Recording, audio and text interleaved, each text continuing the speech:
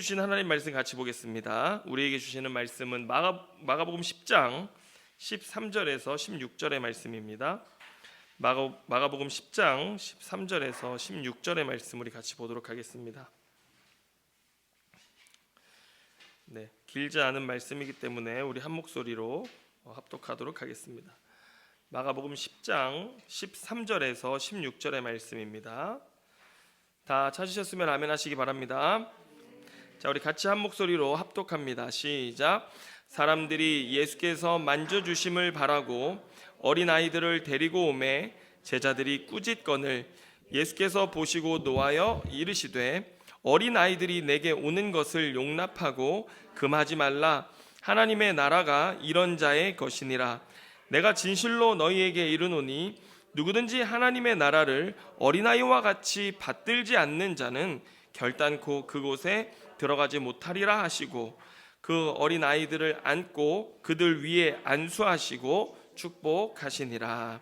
아멘. 자, 오늘 이 말씀을 가지고 전적인 은혜의 복음 37번째 말씀을 같이 나누도록 하겠습니다. 여러분, 우리는 지금 이 마가복음 10장 오늘 읽었는데 이 본문을 생각하기에 앞서서 우리가 지금 계속해서 어떤 맥락 속에서 오늘의 본문이 위치하고 있는지를 잊어서는 안 됩니다. 바로 어떤 맥락입니까? 예수님께서 예루살렘을 향해서 십자가의 길을 가시는 그 도상 위에서 오늘 이 말씀을 하고 계시다라고 하는 것, 그것을 기억해야 하는데요.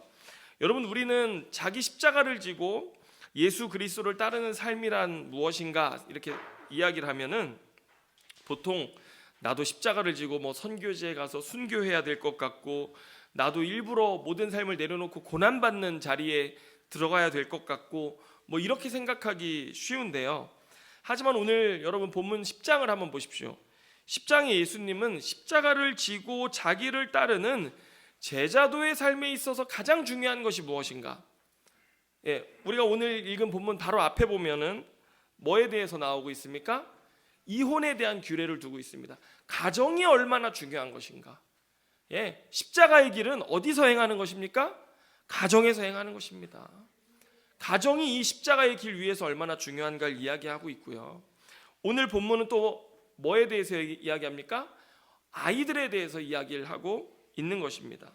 다시 말해서 가정과 자녀가, 우리 어린아이들이 이 십자가의 길을 가는 데 있어서 우리에게 굉장히 중요한 제자도로 역할을 하고 있다는 것을 말씀하시는데, 여러분, 십자가의 길 위에서 예수님이 우리에게 주시는 이 두 가지 초점을 놓치지 않아야 될 줄로 믿습니다.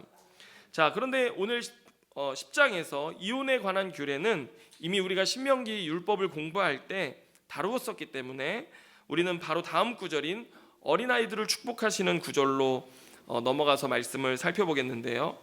자, 여러분, 오늘 본문 13절을 보면 사람들이 예수님께 어린아이들을 데리고 오면서 만져주심을 바랬다라고 기록하고 있습니다. 자, 여러분, 이게 무슨 말일까요? 만져주심을 바랬다, 이게 무슨 뜻일까요? 예수님께서 이 어린아이들의 머리에 손을 얹고 그들을 축복해 주시길 바랬다라고 하는 것입니다. 여러분, 원래 고대의 이 어린아이들이란 존재는 오늘날과 굉장히 다릅니다. 당시에는 어린아이 하면요, 성가신 존재였습니다. 도움이 되질 않아요. 귀찮은 존재, 성가신 존재. 그래서 성년으로 인정받던 13세가 되기 이전까지의 그 아이들 같은 경우에는 심지어 당시에 너는 너무나 성가신 존재이니 집구석에 처박혀 있어라. 그래서 진짜 실제로 아이들을 집구석에 처박아 놓고 다니는 그런 일들까지도 있었다라고 할 정도로 사람으로조차 인정되지 않는 대상, 존재가 어린아이들이었습니다. 그래서 여러분, 성경을 한번 생각해 보세요. 창세기부터 읽어보시면서 성경에 어린아이에 대한 이야기가 나온 것이 있습니까? 거의 없습니다. 여성에 대한 이야기도 찾기가 드물어요. 그런데 어린아이에 대한 이야기는 더더욱 등장하지 않는 이유가 뭐예요? 중요하지 않기 때문에, 일반적으로 언급될 만한 존재가 아니었기 때문에 그랬다라고 하는 것입니다. 여러분, 복음서에는 어린아이들이 등장합니다. 근데 보통 어떻게 등장하는 줄 아세요? 아프거나 귀신 들렸거나 병에 걸렸거나 심지어 죽었거나 이런 경우에만 어린아이들이 등장합니다. 그러니 오늘 본문을 한번 우리가 다시 살펴보면 정상적인 아이들이 예수님 앞에 나왔다는 것은 굉장히 이례적인 일이었던 것이죠. 그런데도 여러분, 우리가 마태복음, 마가복음, 누가복음 다 보잖아요. 그러면 예수님의 이 십자가의 도상 위에서 주신 제자도의 메시지 가운데 이 이혼 규례와 그 다음에 이 어린아이에 대한 이야기는요, 항상 포함되어져 있습니다. 똑같이 포함되어져 있어요. 왜 그랬냐? 그만큼 아이들에 대한 예수님의 관심이 얼마나 중요한 것인지, 이 제자도의 길에 있어서 중요한 것인지를 아주 도드라지게 강조하고 있다는 것을 보여주는 것인데, 여러분, 성경의 이런 상황들을 종합해보면요, 본문에 부모들이 우리 아이들을 예수님께 데리고 와서 만져주심을 바랬다, 이 실제로 뜻하는 것이 무엇이었을까? 굉장히 이례적인 일인데 무엇이었을까? 첫 번째로 제가 생각한 것은 이 성경의 내적 증거들을 살펴봤을 때 예수님께서 주시는 건강의 축복을 원했을 것이다 라고 생각합니다. 영적으로든 육적으로든 당시에는 보건위생 수준이 오늘날과 현격히 차이가 났기 때문에 아이들이 건강하기가 쉽지 않았습니다. 이른 아이들이 죽는 경우도 많이 있었고요. 그렇기 때문에 부모들은 이런 걱정스러운 상황에 처하기 이전에 예수님께 아이들을 데려가서 예수님이 만져주시기를 바라고 또 기도해 주시고 축복해 주시기를 바랬던 것이죠. 그리고 아이들을 데려간 또 하나의 이유는 무엇이었나? 예수님의 말씀을 듣게 하려고 데리고 왔다라고 생각할 수 있습니다. 왜냐하면 당시에 회당 중심의 율법 교육이 이루어지던 시대였거든요. 회당은 오늘날 우리 교회의 주일학교 같은 기능을 하는 거예요. 어른들뿐만 아니라 아이들이 와서 율법의 교육을 받는 터전이 회당이었기 때문에 랍비와 같은 선생님들의 가르침을 듣기를 좋아했습니다. 그런데 오늘 예수님 오셨잖아요. 예수님 뭐처럼 생각했어요? 아주 위대한 랍비라고 생각했던 것이죠. 그래서 부모들이 와서 랍비의 말씀을 듣고 만져주시기를 바랬던 그런 마음들이 있었다라는 것을 우리가 이해할 수 있습니다. 자, 그런데 우리가 제자들의 입장에서 한번 본문을 보면 지금 예수님이 가르치시고 사역하시는 중인데 아이들이 막 몰려들기 시작하는 거예요. 보통 제자들도 당시 아이들에 대한 사회적 관념 동일하게 느끼고 있지 않았겠습니까? 아이들이 오면 성가신 거예요. 이 사역을 하는 데 있어서. 그리고 이 제자들은요, 아직도 어떤 기대가 있어요? 지금 예수님과 함께하고 있는 이 12 공동체, 12 제자들의 자리란 앞으로 왕국의 일원이 될, 온 열방을 통치할 이 그리스도의 왕국의 지도자들이거든요. 이런 가르침이 또 이런 하나님의 사역이 이루어지는 자리에 아이들이 막 오는 거예요. 그러면요, 어떻게 생각할까요? 이 왕적 존재인 예수님 근처에 막 아이들이 와서 막 이렇게 범접하고 이러는 것들 굉장히 터부시하고 와서는 안 된다라고 생각했던 것입니다. 마치 예전에 이런 일이 있었어요. 대예배 시간에 좀 걷기 시작한 아이가 이렇게 장의자잖아요. 전에는. 그럼 장의자 사이를 이렇게 띠뚱 걸어 다니면은 얼마나 예뻐요. 그래가지고 얘가 크게 울지 않는 이상은 그냥 내버려 뒀단 말이에요. 전도사님들도. 그런데 얘가 그러다가 어디까지 올라온 줄 아세요? 강대산까지 올라온 거예요. 강대산까지 올라와가지고 목사님 바지가랑이를 붙잡아가지고, 목사님은 설교 중이라 이거를 어떻게 이렇게 할 수가 없으니까 태연하게 설교를 하고, 엄마는 또 이제 부모들은 난리가 난 거죠. 저 어떡하나, 빨리 내려와 이렇게 하고 막 성도들은 또 웃지도 못하고 설교 시간이니까요. 아주 곤란했던 상황이 벌어졌던 적이 있었는데, 여러분, 제가 어렸을 때는요, 교회 여전도사님들 잘 들으시기 바랍니다. 여전도사님들은요, 주머니에 주사 바늘을 하나 다 주고 다니셨어요. 주사기, 실제 주사기, 바늘이 있는 거. 그래가지고 저희가 떠들잖아요. 그럼 저는요, 무릎 이런 데를요 수차례 찔렸습니다. 떠들면 쿡쿡 찔러요, 그걸로. 오늘날은 상상도 할 수 없는 거예요. 머리채 잡히는 거는 예사일이었습니다. 탁 잡혀가지고 끌려서 들어가고 막 조용히 하라고 막 바늘로 협박하고, 과자 주다가 이제 안 되면 그거예요. 막. 여러분, 지금은 있을 수도 없는 일이지만 예배 시간에 목사님 설교하시는데 막 떠들고 집중 안 되고 이런 거 너무 안 되는 일이었기 때문에 엄하게 다룬받았거든요. 여러분, 오늘 제자들은 더했으면 더했죠. 13절 후반절에 보면 뭐라고 말합니까? 제자들이 꾸짖거늘이라고 말합니다. 근데 여기 꾸짖다라는 단어가 성경의 용례들을 살펴보면 어디에 쓰이는 거냐면요, 마귀야 물러가라 할 때 쓰는 표현이 꾸짖거늘이에요. 예수님이 마귀를 향해서 꾸짖으시고 베드로를 향해서 뭐라고 하셨어요? 마귀야 물러가라 꾸짖으셨거든요. 그때 쓰이는 단어가 이 꾸짖거늘이라는 단어인 거예요. 그러니까 이 제자들에게 있어서 이 아이들은요, 정말 너무나 성가신 존재, 귀찮은 존재였다라고 하는 것을 우리가 본문을 통해서 알 수 있습니다.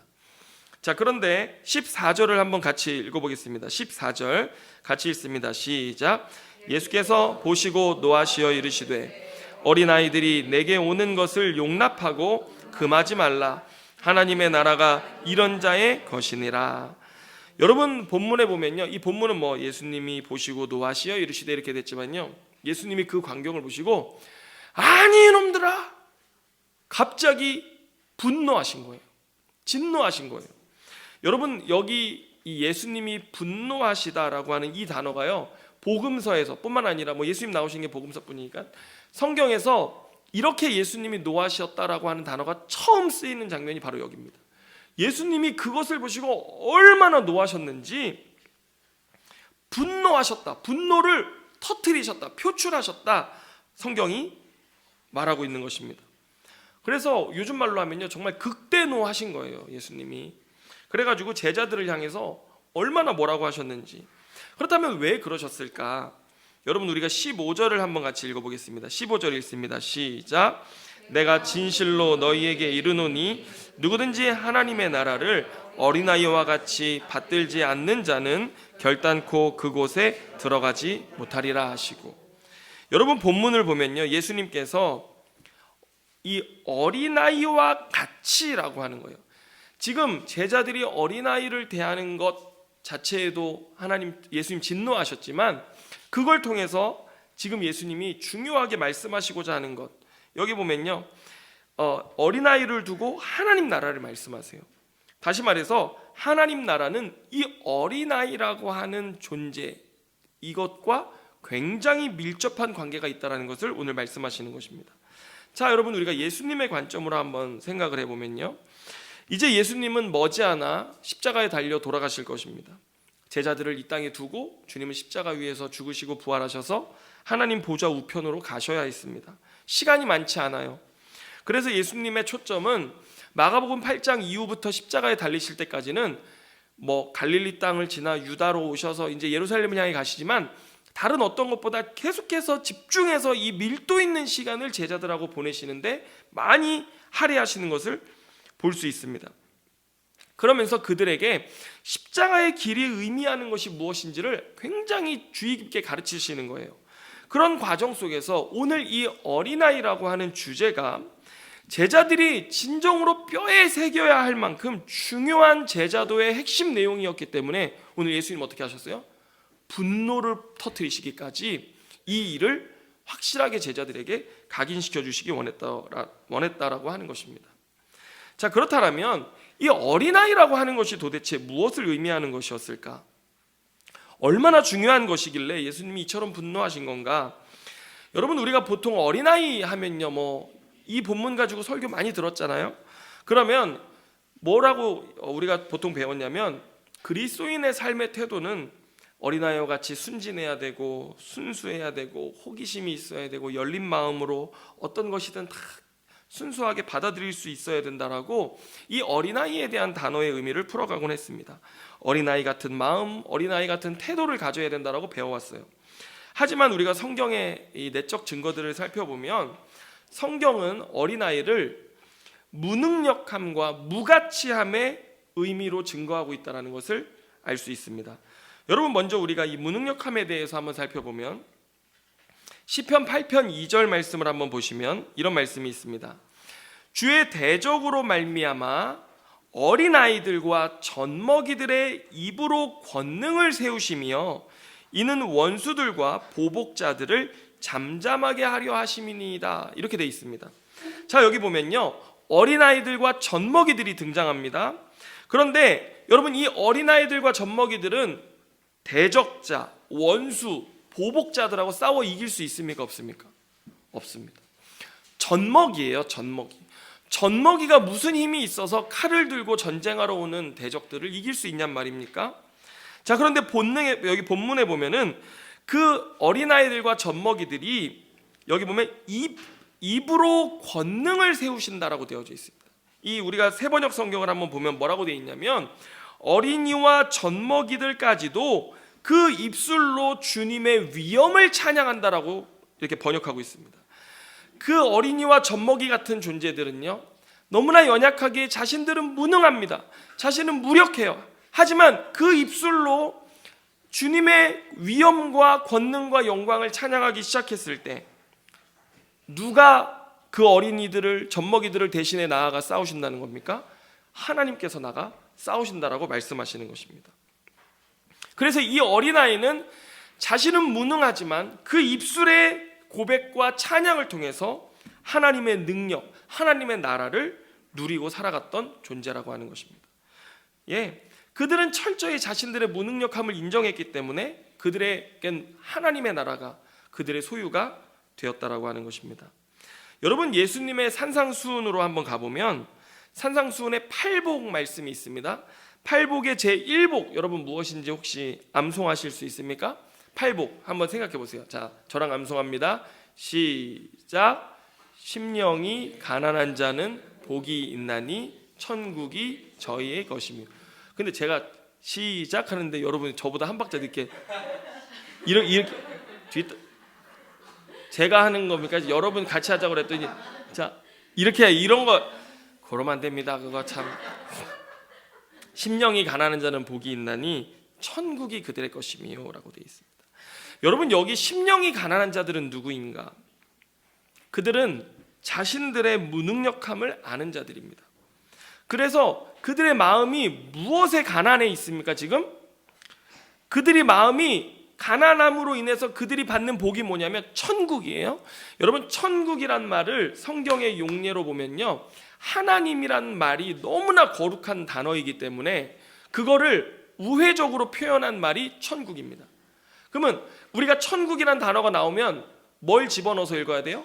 하나님을 집어넣어서 읽어야 되고, 또 다른 말로 하면 하나님의 통치, 하나님의 나라라고 하는 것을, 하나님의 주권, 위엄 이런 것들을 넣어서 읽어야지 제대로 우리가 해석할 수 있어요. 그럼 보세요. 심령이 가난한 자 복이 있는데 이 사람이 지금 가난한 건 뭐에 대한 가난함이에요? 하나님에 대한 가난함입니다. 하나님을 갈구하고 갈망하는 가난함. 그래서 하나님, 이 땅에 하나님이 없는 세상 가운데, 하나님의 통치가 없고 하나님의 주권이 없고 하나님의 위엄이 없는 이 땅 가운데서 저는 하나님의 통치를 너무나 사모합니다. 하나님, 이 땅을 다스려 주시옵소서. 하나님이 이 땅의 왕 되어 주시옵소서. 하나님이 이 땅의 주권자가 되어 주시옵소서라고 가난한 마음으로 하나님을 찾는 그의 삶에 하나님이 주시는 복이 뭐예요? 내가 너의 것이 되어 주겠다. 내가 이 땅을 다스려 주겠다. 내가 너희에게 하나님의 나라를 주겠다. 오늘 말씀하시는 것입니다. 할렐루야. 자, 그러면 한번 반대로 생각해 봅시다. 여러분, 본문 15절에서 하나님의 나라를 어린아이와 같이 받들지 않는 자는 그곳에 결단코 들어가지 못한다고 그랬습니다. 지금 어린아이와 같지 않은 사람들, 본문에서 그들은 누구일까요? 제자들입니다. 이미 그들은 앞서서 자신의 무능력함이 아닌 누가 더 크냐를 논했던 자들입니다. 제자들은 자신의 삶에 무언가를 자꾸 채워야 했고, 더 가져야 했고, 더 이루어야 했고, 더 크고 높아지고 그 높은 자리에 가까워지기를 원하고 경쟁했던 자들이었습니다. 그들이 이해했던 방식은, 그들이 하나님과 가까워지는 방법, 하나님 앞에 인정받는 방법이 하나님 나라를 소유하는 어린아이들의 방식과는 전혀 다른 방식이었다라고 하는 것을 오늘 본문이 보여주고 있는 것입니다. 제가 어제 제가 특별히 아침 일찍 일어나서 카페에 나와가지고 설교를 준비하려고 이제 아침 일찍부터 시간을 보냈어요. 그런데 뭘 하느라 시간이 그렇게 갔는지 저녁 먹을 시간이 다 됐는데도 설교가 마무리가 안 됐어요. 그래서 저녁을 먹으러 이제 들어갔는데, 며칠 전부터 우리 영원이가 그 시흥에 가면은 그 한울공원이라고 있어요. 이렇게 바다가 보이는 공원이 있는데 거기에 밤 야경을 보고 싶다고 그랬어요. 그래서 제가 뭐 그냥 알았다고 이렇게 하고 넘어갔는데 얘는 그걸 기다리고 있었대요. 토요일 밤 저녁에 아빠 설교 준비 끝나고 오면은 거기 가야 된다. 그래서 저는 설교가 안 끝나면요 마음이 막 부담이 되고 어떻게 해야 되나 막 이런 이제 잔뜩 부담감을 가지고 집에 왔는데 밥을 먹었어요. 밥을 먹고 나서 이제 눈치를 살살 보니까 벌써 영원이하고 아내하고 옆 소파에 앉아가지고 저를 이렇게 쳐다보면서 언제가 뭐 자꾸 이러는 거예요. 그래가지고 저는 뭐 영원이가 제가 설교가 준비됐는지 안 됐는지 뭐 그런 게 관심이 있겠습니까? 뭐 제가 다음에 가면 안 되겠냐 그랬더니 또 아내는 옆에서 어떻게 아빠가 가족과 한 약속을 이렇게 헌신짝처럼 버릴 수가 있냐며 뭐 그러다 보면 레파토리가 네가 목사냐 뭐 이제 막 이런 거 막 나오는 거예요. 이제 이런 게 그래 너 가족 없이 무슨 사역이 있는 거냐 뭐 이제 막 이런 게 나올까봐 제가 다 알아가지고 그래 이제 정말 짜증과 귀찮음 두 바가지를 가득 안고 차를 탔어요. 차를 타고 이제 가는데 막 앞에 차가 왔다 갔다 하는데 화가 나니까 막 빵빵을 막 누르고 막 제가 가기가 너무 싫어가지고 제가 이제 막 영원이랑 얘기하면서 영원아 너 혼자 가 면허를 얼른 따서 혼자 가 막 그러고요 대리 아저씨를 불러줄 걸 그랬구나 뭐 이러면서 제가 온갖 막 짜증 섞인 말들을 다 하고 막 불평불만을 했는데 그런 저에게 영원이가 뭐라고 했냐면 자기는 자기가 운전해서 가는 걸 원하지 않는다는 거예요. 내가 원하는 건 뭐냐면 앞에 아빠가 있고 엄마가 있어요. 운전을 해서 가는데 자기는 뒤에 앉아서 이 뒤에 귀에 그 이어폰을 꽂고 음악을 듣고 밤을 보는 것, 이 밤에 차를 달리는 이 상태, 이것이 가장 좋다고 하는 거예요. 영원이는요 아무것도 필요가 없었던 거예요. 뭐가 필요했어요? 엄마 아빠와 함께 있는 차 안에서의 저녁 시간, 그 공간, 그 분위기, 그게 자신의 최고의 만족이었다라고 하는 것입니다. 여러분 영원히는요 뭐만 있으면 돼요? 엄마 아빠만 있으면 됐던 거예요. 여러분 이게 어린아이가 천국을 누리는 방법이었다라고?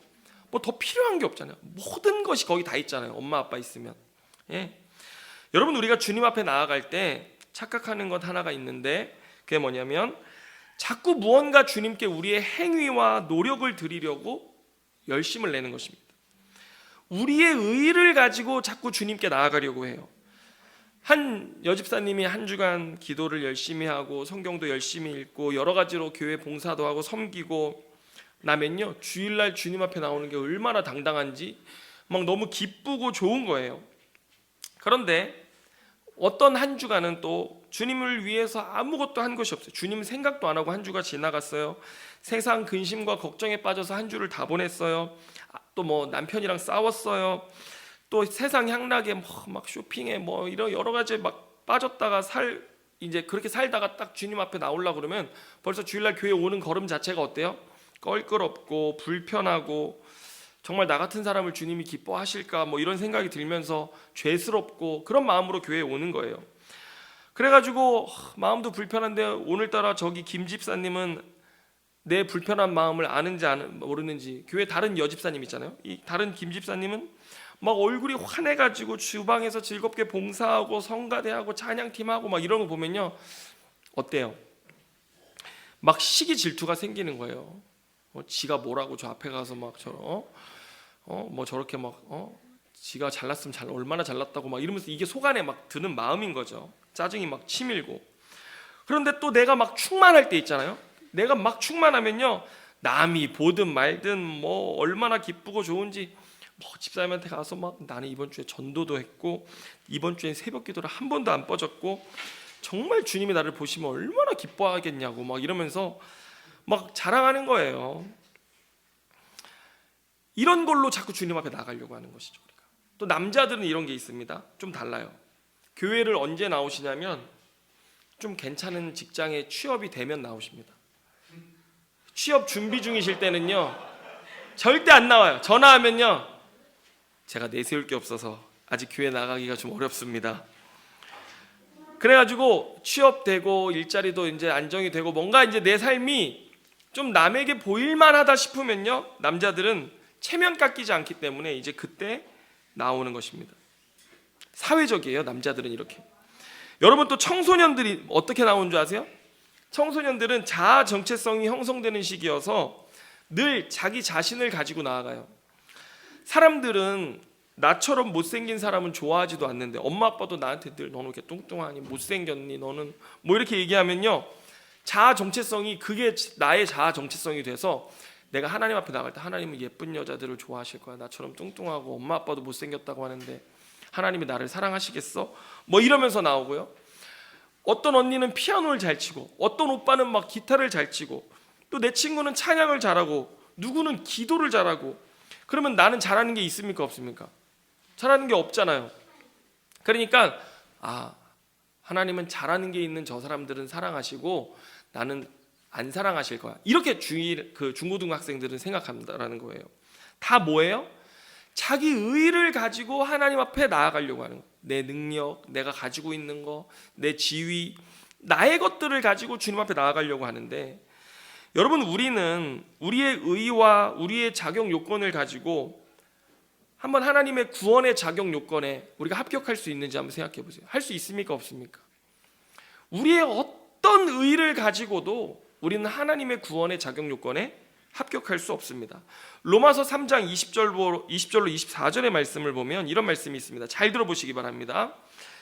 그러므로 율법의 행위로 그의 앞에 의롭다 하심을 얻을 육체가 없나니 율법으로는 죄를 깨달음이니라. 이제는 율법 외에입니다. 하나님의 한 의가 나타났으니 율법과 선지자들에게 증거를 받은 것이라. 그들이 예언한 거예요. 곧 예수 그리스도를 믿음으로 말미암아 모든 믿는 자에게 미치는 하나님의 의인이 차별함이 없느니라. 모든 사람이 죄를 범하였음에 하나님의 영광에 이르지 못하더니 그리스도 예수 안에 있는 속량으로 말미암아 하나님의 은혜로 값없이 의롭다 하심을 얻은 자가 되었느니라. 아멘. 여러분 우리는 하나님 앞에 설 때 철저히 나로서는 설 수 없습니다. 오직 우리는 예수 그리스도의 십자가로 말미암는 율법과 다른 한 의, 그 의로 말미암아서만 우리는 주님 앞에 의롭다고 여겨질 수 있는 것입니다. 오늘 본문의 이 어린아이들, 그들은 누구입니까? 철저히 하나님 저는 무능력합니다. 나는 하나 당신 앞에 의로울 수 없습니다. 고백하면서 주님이 나의 의가 되시고 주님이 나의 구원이 되시고 주님이 나의 능력이 되시고 주님만 계시면 됩니다라고 하는, 주님께 굶주리고 주님께 목마른 그 자들, 그 입술로 주님을 찾는 자들, 그들만이 어디에 들어가게 된다고요? 하나님 나라에 들어가게 되는 것입니다. 할렐루야. 자, 오늘 본문의 두 번째로 어린아이가 뜻하는 것, 그것은 무가치함입니다. 마가복음 9장에서 우리가 살펴봤듯이 어린아이는 세상에서 가장 무가치한 존재를 뜻했습니다.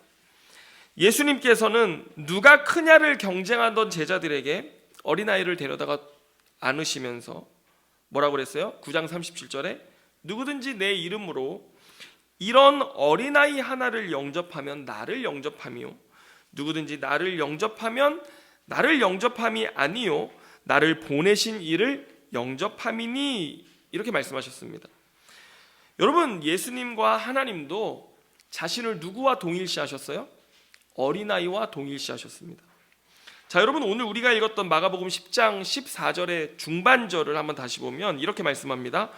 어린아이들이 내게 오는 것을 용납하고 금하지 말라, 이렇게 말씀하셨어요. 자, 한번 보세요. 예수님께 나아오는 것이 용납되고 금지되지 않는 대상 누구였습니까? 어린아이였습니다. 예수님께서는 자신의 무가치함을 아는 자들만 용납해 주십니다. 여러분 고린도전서 1장 27절로 28절에 보면 이런 말씀이 있습니다. 한번 잘 들어보세요. 나에게 해당되는 게 뭐가 있는지 보세요.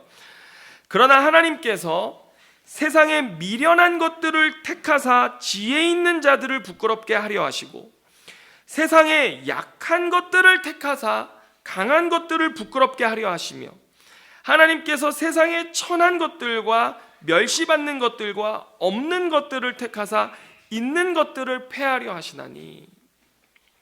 여러분, 사도 바울은 하나님께서 어떤 사람들을 구원하셨다라고 말합니까? 미련한, 세상에서 미련하다고 지적질 당하는 사람, 약한 것들, 천한 것들, 멸시받는 것들, 없는 것들. 좀 너무 가혹하다 생각되시나요?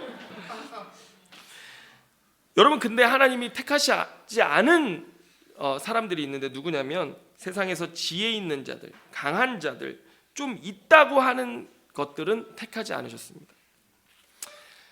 왜 그럴까요? 여러분, 예수님께서는 세상적으로는 정말 자신의 무가치함을 아는 자들, 그들을 용납하셨는데, 특별히 복음서에서 한번 보세요. 죄인, 세리, 창녀들과 예수님은 함께 하시며 그들과 같이 식탁을 나누시면서 그들을 구원하셨잖아요. 왜요? 그들은 세상적으로 인정받는 자들입니까? 내어버림 받은 자들입니까? 내어버림 받은 자들이죠. 그런데 예수님은 그런 자들을 부르사 세상이 용납하는 방식이 아닌 하나님께서 용납하시는 방식과 기준으로 그들을 용납하시고 그들에게 하나님의 나라를 선물로 주신 것입니다.